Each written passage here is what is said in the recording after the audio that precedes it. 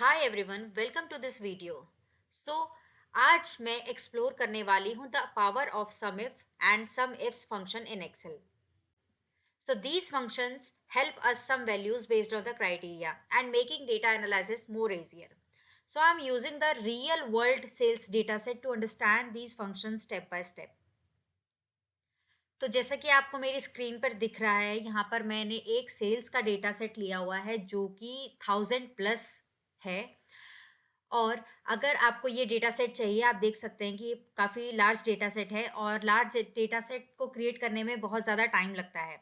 तो अगर आपको ये डेटा सेट चाहिए तो आप मेरे डिस्क्रिप्शन लिंक में जाकर ये डेटा सेट डाउनलोड कर सकते हैं। स्टार्ट करते हैं। सबसे पहले मैं स्टार्ट करूंगी सम इफ फंक्शन से। तो सम इफ फंक्शन हम स्टार्ट करने वाले हैं। तो यहाँ पर मैंने एक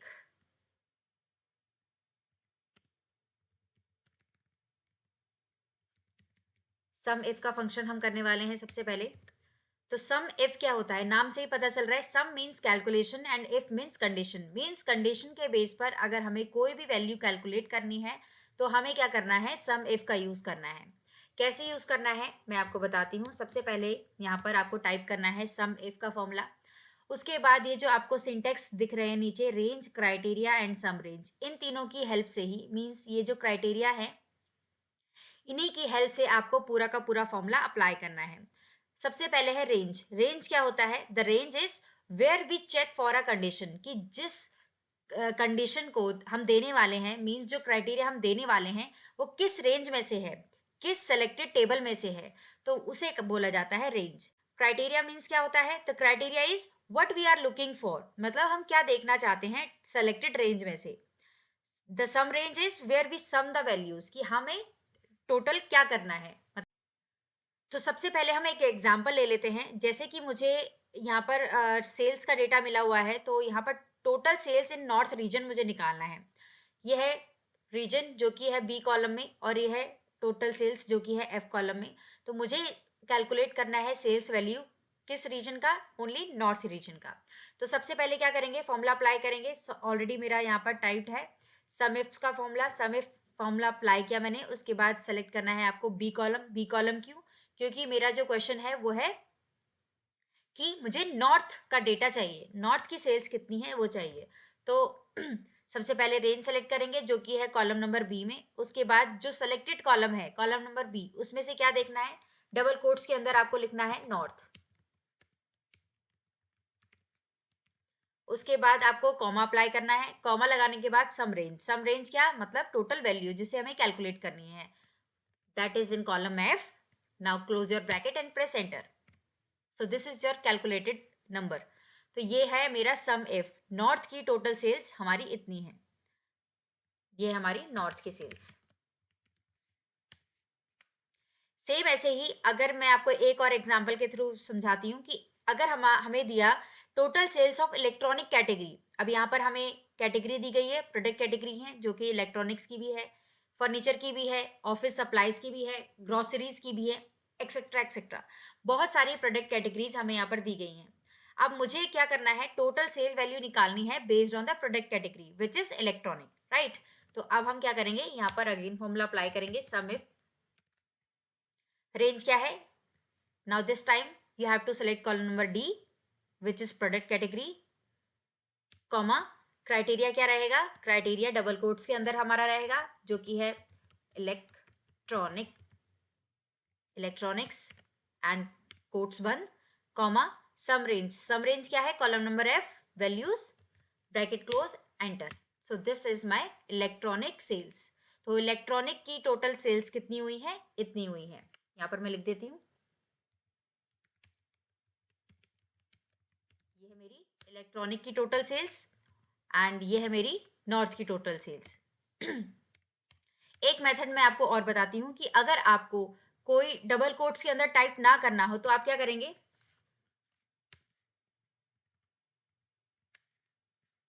सेम यही चीज बताती हूँ। यहाँ पर इक्वल्स टू सम इफ आप अप्लाई करेंगे, रेंज बी कॉलम, क्राइटेरिया क्या रहेगा, नॉर्थ, तो यहीं से आप सेलेक्ट कर सकते हैं नॉर्थ, कॉमा सम रेंज क्या रहेगी, column number F and bracket close, enter. देखो सेम अमाउंट है। आप क्रॉस चेक कर सकते हैं। इस टाइप से आपको कोट्स और टाइप करने की जरूरत नहीं पड़ेगी। Same for electronics, range column number D, comma criteria क्या रहेगा इलेक्ट्रॉनिक्स, एंड सम रेंज क्या रहेगी कॉलम नंबर एफ। तो देखो सेम है अमाउंट। तो इस टाइप से आपको टाइप करने की कोई भी नीड नहीं है, आप चाहे तो इसे सिलेक्शन के थ्रू भी अप्लाई कर सकते हैं। Easy method. अब आपको थोड़ा सा एडवांस चलते हैं। अब हम करने वाले हैं सम इफ्स का फॉर्मूला अप्लाई। अब सम इफ्स क्या करता है, so what is the difference between sum if and sum ifs. तो सम इफ्स क्या है, sum ifs allows multiple conditions unlike sum if. Sum if क्या करता है, एक टाइम पे एक ही कंडीशन लेता है, बट सम इफ्स अब इसके आगे एस लग गया, मतलब मल्टीपल कंडीशंस लेता है ये। चलिए एग्जाम्पल के थ्रू मैं आपको बताती हूँ। अब मुझे क्या करना है, एक एग्जाम्पल नंबर 1 लेती हूँ। टोटल सेल्स निकालनी है इलेक्ट्रॉनिक्स की नॉर्थ रीजन में, ठीक है, कि नॉर्थ रीजन में इलेक्ट्रॉनिक प्रोडक्ट की टोटल कितनी सेल हुई है, ये निकालते हैं। चलिए तो अब इसके लिए क्या करेंगे हम, इक्वल्स टू सम इफ्स का हमने लगाना है फॉर्मूला सम रेंज। अब देखो यहाँ पर सम रेंज पहले आ गया, अपोजिट हो गया टोटली। सम इफ में सम रेंज लास्ट में था, अब इसमें पहले आ गया। तो यहाँ पर करना है हमें column number F select, criteria range 1, criteria range 2। अब मल्टीपल्स आते रहेंगे यहाँ पर, क्यों, क्योंकि हमारे पास सम इफ्स का फंक्शन है, तो इसमें हमें मल्टीपल क्राइटेरियाज देने की नीड पड़ सकती है। तो इसलिए क्राइटेरिया रेंज के नंबर्स काउंट होने चालू हो गए, 1 2 3 4 ऐसे। तो सबसे पहले क्राइटेरिया रेंज 1 क्या है हमारा, रीजन, जिसमें मुझे क्या देखना है, मुझे देखना है इसमें नॉर्थ, राइट। तो यहाँ पर मुझे देखना है नॉर्थ का data, north, comma criteria range number 2 वो क्या है, प्रोडक्ट कैटेगरी, कॉमा इस प्रोडक्ट कैटेगरी का क्या देखना है, electronics, bracket close and enter. ये देखो ये क्या आ गया, ये आ गया हमारा अब टोटल सेल्स ऑफ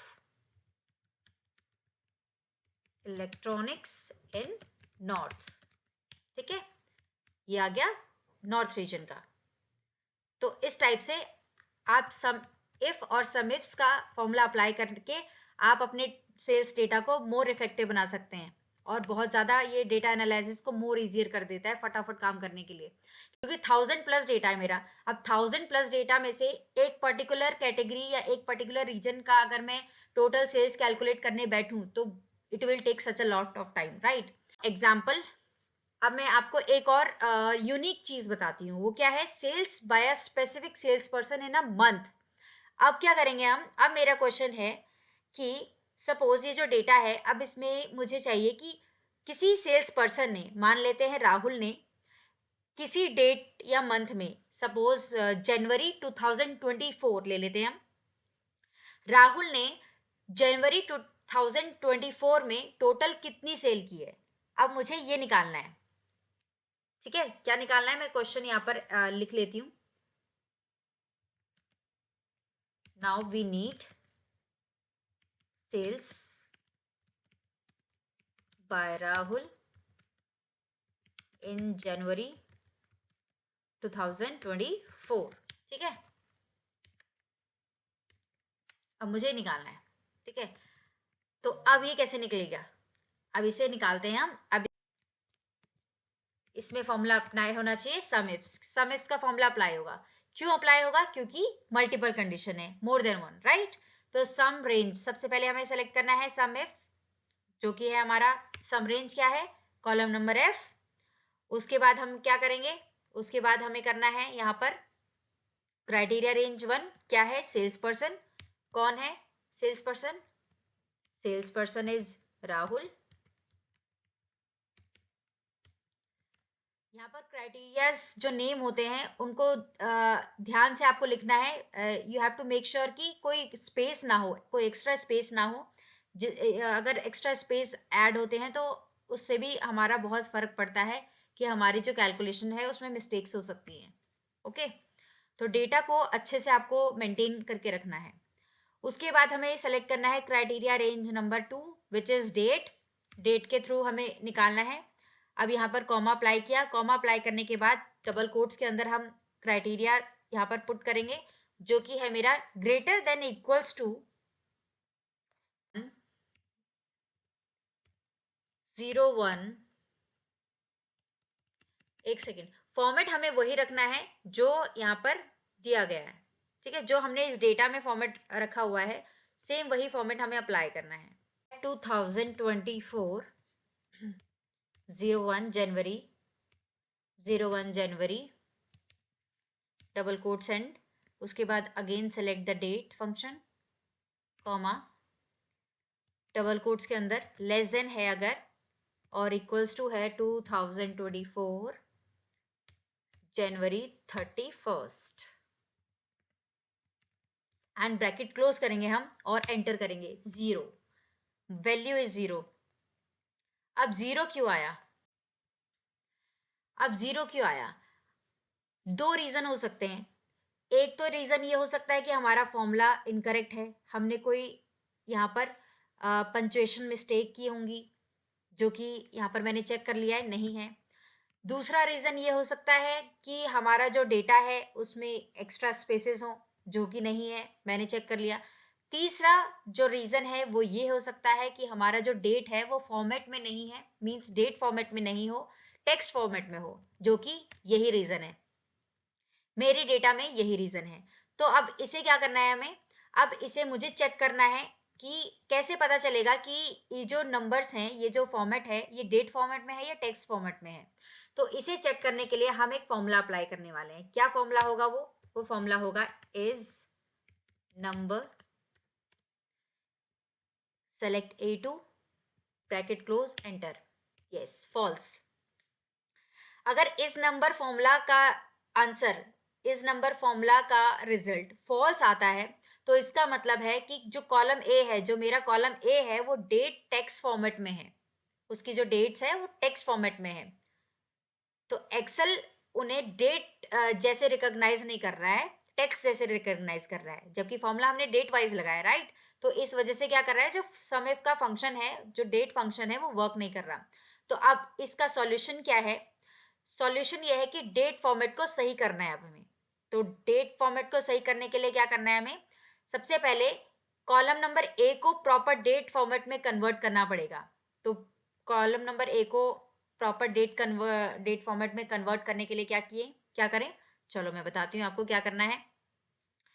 तो सबसे पहले एक ब्लैंक कॉलम लेना है। तो सपोज हम ले लेते हैं कॉलम नंबर के, ठीक है। अब इसमें हमें क्या टाइप करना है? यहाँ पर टाइप करेंगे हम इक्वल्स टू A2 जो कि है मेरा डेट, इसको हमें मल्टीप्लाई करना है किससे?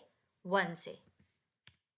डेट फॉर्मेट में नहीं आ रहा है, नंबर फॉर्मेट में आ रहा है, यस। तो इसका क्या करना है? सबसे पहले आपको पूरे कॉलम को सेलेक्ट करो और यहाँ पर जाकर इसको कर दो आप शॉर्ट डेट या लॉन्ग डेट, मतलब डेट फॉर्मेट में हमें इसे कन्वर्ट करना है। हो गया। अब इसे क्या करना है? यहाँ पर equals to A2 multiply by 1 and enter, ये आ गया डेट फॉर्मेट में। अब क्या करना है? पूरा का पूरा फॉर्मूला यहाँ से कर दो आप ड्रैग, इसको हो चुका मेरा number format, sorry date format में कन्वर्ट। अब क्या करना है? फॉर्मूला सब रोज तक ड्रैग हो चुके हैं। अब क्या करेंगे हम? ये जो कॉलम नंबर के है इसको हमें करना है पूरा सेलेक्ट एंड कॉपी। कॉपी करने के बाद अब हमें जाना है यहाँ पर और पेस्ट स्पेशल पे हम जाएंगे। पेस्ट स्पेशल पे जाने के बाद सेलेक्ट करेंगे यहाँ पे वैल्यूज एंड इसको कर देंगे हम ओके। ओके कर दिया। उसके बाद हमें प्रेस करना है यहाँ पर कंट्रोल 1। कंट्रोल 1 से हमें क्या करना है? यहाँ पर ये आपका फॉर्मेट सेल ओपन हो जाएगा, आप यहाँ से भी इसे ओपन कर सकते हैं, शॉर्टकट है कंट्रोल 1। उसके बाद डेट फॉर्मेट में आपको कौन सा डेट फॉर्मेट चाहिए वो आप यहाँ से सेलेक्ट करेंगे, ऑलरेडी मेरा सेलेक्टेड है एंड नाउ प्रेस ओके। ये हो चुका और देखो ऑटोमेटिकली मेरा जो आंसर है वो यहाँ पर आ चुका है। यहाँ पर 0 आ रहा था ना, किसी ने नोटिस किया हो तो यहाँ पर 0 आ रहा था आंसर। जब हमने यहाँ पर अब फॉर्मेट चेंज किया तो यहाँ पर भी हमारा ऑटोमेटिकली डेटा चेंज हो चुका है। तो इसको मैं कर देती हूँ यहाँ से डिलीट। ये देखो हमारा जो आंसर है वो बिल्कुल एक्यूरेट आ रहा है। राहुल ने जनवरी मंथ में टोटल इतनी सेल की हैं। तो इस टाइप से आपको क्या करना है? फॉर्मूला अप्लाई करना है।